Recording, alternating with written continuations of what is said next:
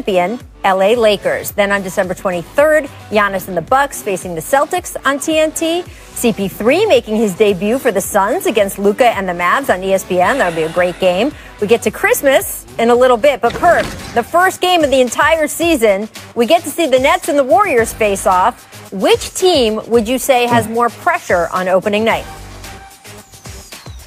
Oh, it's the Brooklyn Nets. Look, Rachel, the world is ready to see Kevin Durant and Kyrie Irving play the game of basketball together. I want to see this team. I know you want to see this team. I know RJ want to see this team. The world is waiting to watch the Brooklyn Nets. Kevin Durant and Kyrie Irving. I can't wait.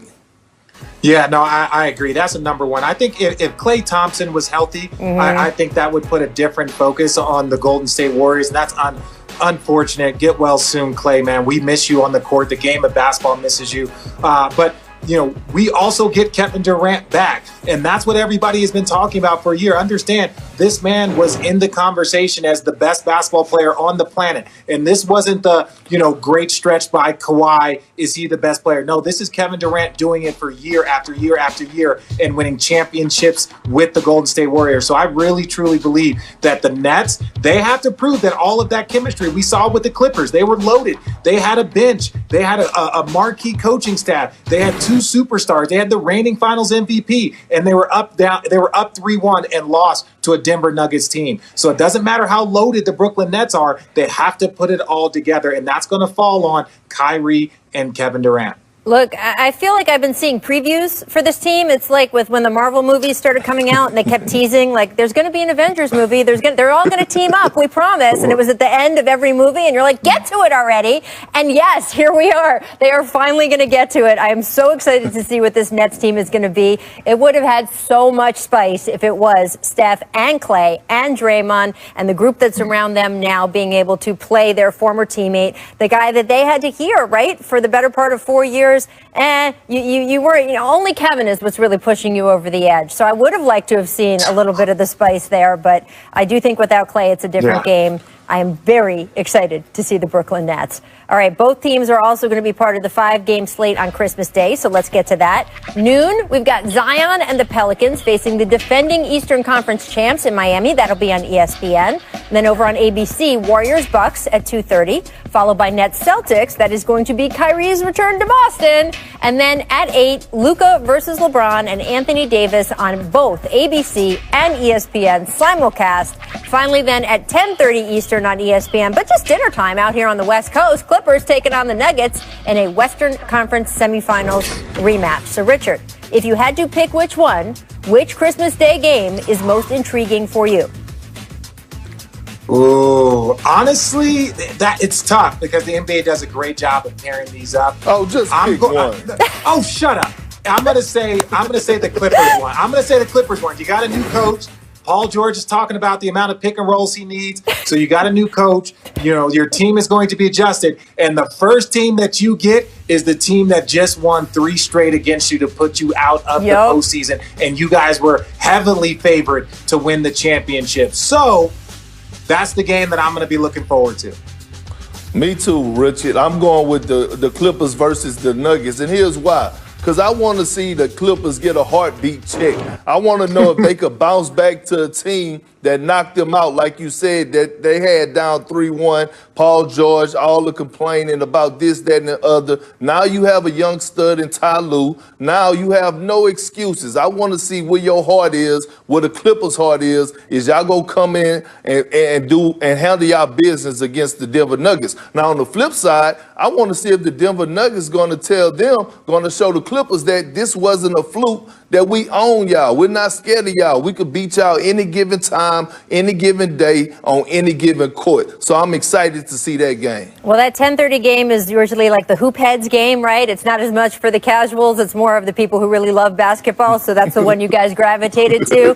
I love that they put all 4 of those conference finalists on Christmas Day. I think if you make it to the Western or Eastern Conference Finals, you deserve to play on Christmas Day. Matchup-wise, I wouldn't have mind seeing the Clippers play the Blazers just for all the this. but I'm going to have to live without that. And maybe that's one of the games we will highlight on our schedule release show, because they will certainly be playing each other, and we'll talk about that tomorrow. We are going to talk more about the Clippers on this show, though, guys. Coming up, Paul George had some concerns about how he was this pickup for the Washington Wizards. Now, the Houston Rockets, that's a completely different story. And with all due respect to John Wall, he is very similar to Westbrook, but not quite as good as Westbrook. Plus, he's coming off 2 major injuries, including an Achilles. So explain to me how this could be even remotely close to a good deal for Houston. I just don't see it. I think that this is just another step of them trying to change the entire organization,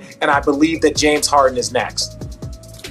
Well, RJ, you speaking the gospel, and I was going to get on you about your plain white wall with no Christmas decorations on very it. sad. But I'm going to let you make it because you speak. Yeah, I'm going to let him make it, Rachel, because he's speaking the gospel. But Washington, in my opinion, won big in this deal. When you talk about Russell Westbrook, a guy that already knows Scotty Brooks, has a great relationship with him, respects Scotty Brooks along with Robert Pack, those 2 guys can hold Russ accountable. And like Richard said, Bradley Beal is going to benefit tremendously playing alongside Russell Westbrook, like Paul George did a few years ago when he was in MVP conversation. And now you have spacing over there with David Bertans, who's one of the most deadliest 3-point shooters in the game today, a young stud in Rui Hachimura, and all these young pieces. You have a spark plug off the bench in Ish Smith, a dog who they call on the defensive end, and Troy Brown. So I like the makeup of those Washington Wizards team.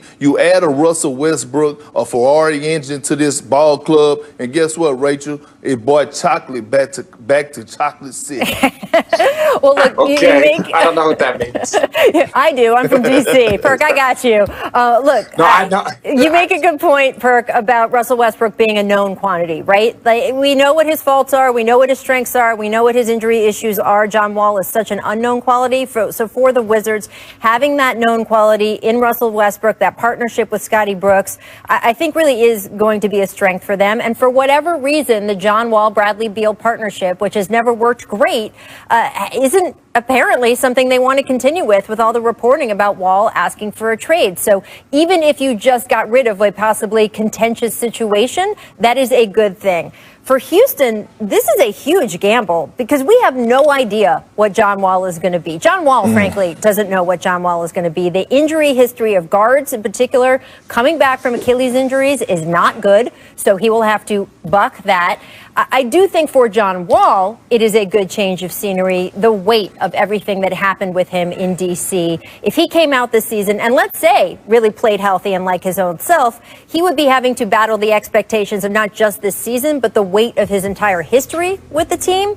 And this way, he has a fresh start as well. So good for John Wall, good for the Wizards. I don't know yet if it's going to be good for the Houston Rockets. I will say, and we're watching this right now, this Dear D.C. letter from Wall.